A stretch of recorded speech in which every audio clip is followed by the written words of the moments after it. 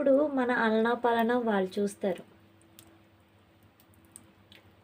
ఎదిగిన తర్వాత చూడడానికి ఎన్ని నొప్పులొస్తాయో.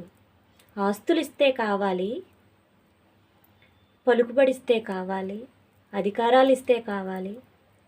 కానీ వాళ్ళు మంచాన పడితే మాత్రం తల్లిదండ్రులు వద్దు. డబ్బు కట్టలు ఇచ్చేంత వరకే మనిషిని చూడాలి.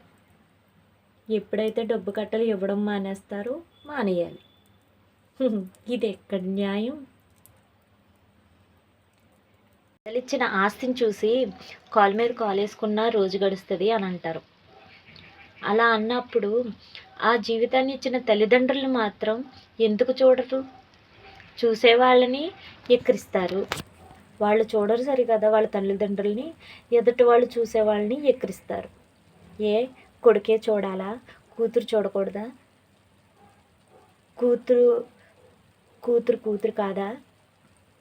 కూతురు చూస్తే ఏంటి, కోడలు చూస్తే ఏంటి, కొడుకు చూస్తే ఏంటి, అల్లుడు చూస్తే ఏంటి, ఎవరు చూస్తే ఏంటి? జన్మనిచ్చిన తర్వాత వీళ్ళు వాళ్ళు చూడడానికి భేదాలు ఏముండవు. ఎవరైనా ఒకటే.